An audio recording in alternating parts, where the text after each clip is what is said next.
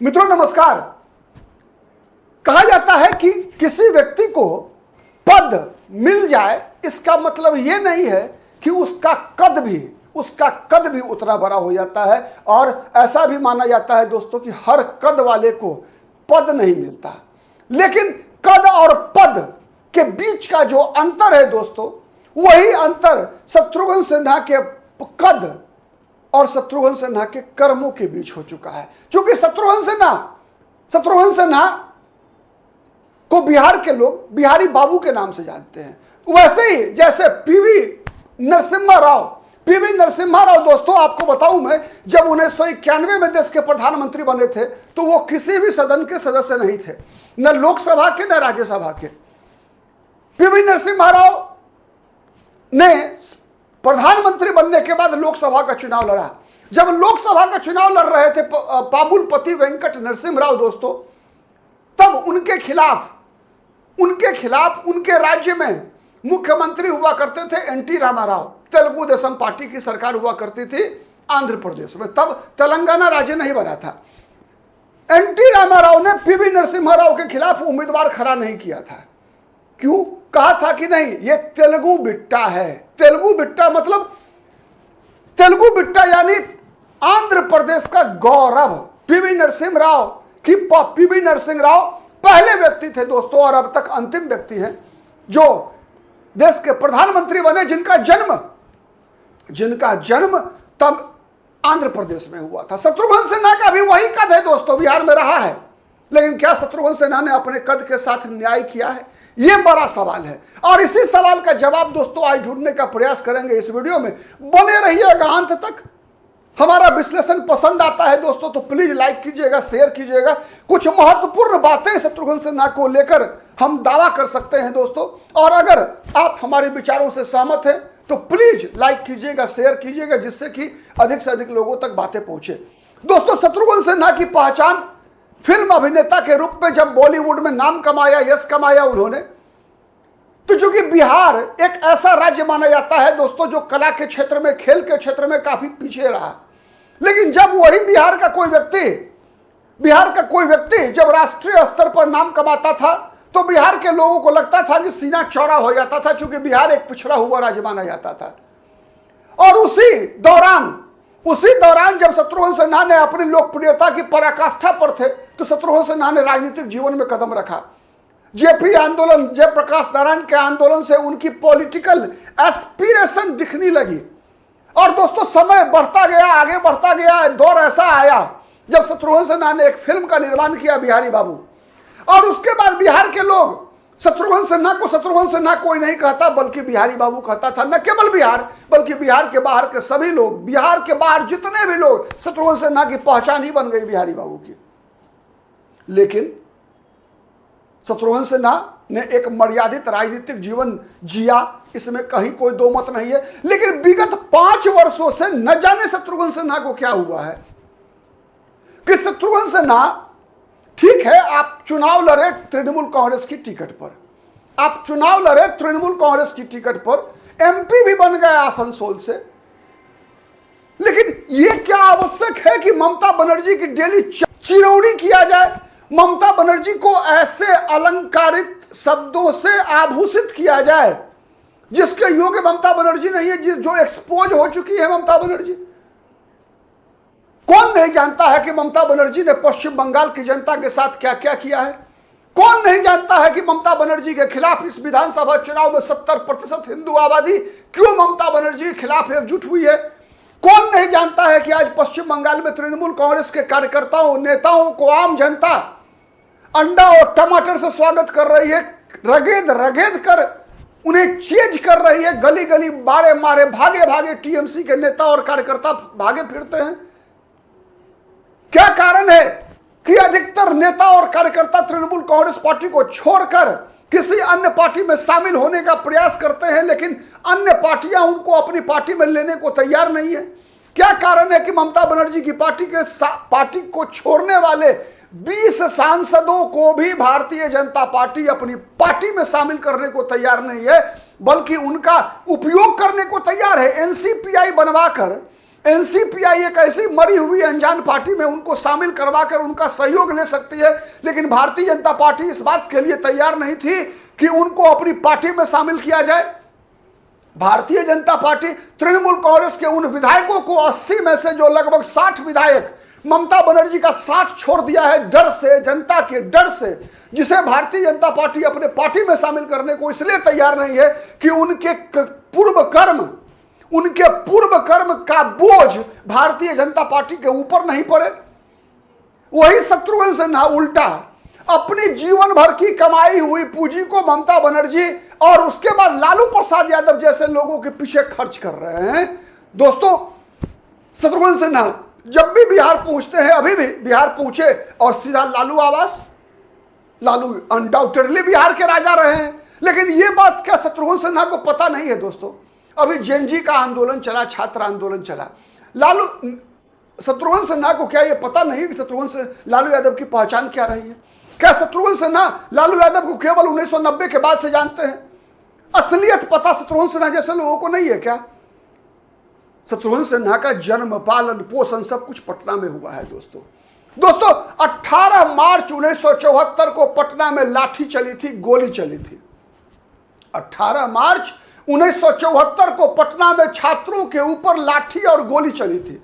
दोस्तों, 18 मार्च 1974 को पटना में बिहार के छात्रों ने विधानसभा के घेराव करने का फैसला किया था शैक्षणिक अराजकता के खिलाफ, शैक्षणिक अराजकता के खिलाफ, सरकार के खिलाफ। चूंकि उन दिनों भी ऐसा ही उपचुनाव हुआ था बिहार में दोस्तों, जैसा अभी बांकीपुर विधानसभा सीट का उपचुनाव हुआ है। कहानी बता रहा हूं दोस्तों, अंत तक सुनिएगा, समझ में आएगा कि लालू प्रसाद यादव। लालू प्रसाद यादव का नाम कौन है? लालू प्रसाद यादव आपको समझ में आ जाएगा। दोस्तों, लालू प्रसाद यादव का एक पिछड़ा दलित का मसीहा के रूप में उभरना एक संयोग था कि तब जब लालू प्रसाद यादव बिहार के मुख्यमंत्री थे, उस दौरान बीपी सिंह देश के प्रधानमंत्री थे और बीपी सिंह ने मंडल आयोग की रिपोर्ट को लागू किया और बिहार के सवर्णों ने लालू प्रसाद यादव का विरोध करके, लालू प्रसाद यादव को गाली देकर लालू प्रसाद यादव को बड़ा नेता बना दिया। इसके अलावा लालू यादव का कोई योगदान नहीं है, बल्कि योगदान निगेटिव है। सुनिए पहला लालू प्रसाद यादव की राजनीतिक जीवन की यात्रा का पहला प्रयोग। 18 मार्च 1974 को विधानसभा घेराव करने के दौरान बिहार में गोली चलती है, 3 छात्र मारे जाते हैं। गोली चलवाने वाली सरकार कौन थी? अब्दुल गफूर की सरकार थी। अब्दुल गफूर की सरकार दोस्तों, मार्च 1974 में गोली चलती है। उससे पहले फरवरी 1974 में अब्दुल गफूर, वैसे ही जैसे जब नरसिम्हा राव देश के प्रधानमंत्री बने तो किसी भी सदन के सदस्य नहीं थे, वैसे ही अब्दुल गफूर भी जब मुख्यमंत्री बने दोस्तों केदार पांडे के बदले में, तो अब्दुल गफूर किसी भी सदन के सदस्य नहीं थे। अब्दुल गफूर को विधानसभा में चुनाव जिताने की जिम्मेवारी कांग्रेस पार्टी के एक बड़े नेता ने अपने कंधों पर ली और वो नेता अब्दुल गफूर को मधुबनी विधानसभा सीट से विधानसभा चुनाव लड़ाने ले गए। मधुबनी दोस्तों, विधानसभा उपचुनाव क्यों हो रहा था मधुबनी में पता है? इसलिए मधुबनी में उपचुनाव हो रहा था कि सोशलिस्ट नेता सूरज नारायण सिंह की रांची में लाठी मार मार कर पुलिस ने हत्या कर दी थी। किसकी सरकार थी? कांग्रेस की सरकार थी। और इन सब परिस्थितियों के मद्देनजर स्टूडेंट ने, बिहार में छात्रों ने विधानसभा घेराव की घोषणा किया था। दोस्तों, विधानसभा घेराव करने वाले सभी दल के, मतलब गैर कांग्रेसी जितने भी विपक्षी दल थे, सबके छात्र संगठन के लोग थे। जैसे अभी आप देखते हैं ना, अभी आपने देखा दिल्ली में सीजेपी के प्रोटेस्ट के बगल में आयशा ने अपना खंभा लगा दिया, खूंटा गाड़ दिया, और वहां भी सोनम वांगचुक के बगल में नेहा बोरा बैठ गई धरना देने के लिए। वैसे ही जैसे रांची में जब छात्र आंदोलन पर है, अनशन पर है, तो उसी तंबू के बगल में एक अलग तंबू डफली वालों का लग गया है। डफली बजा तंबू लग गया है।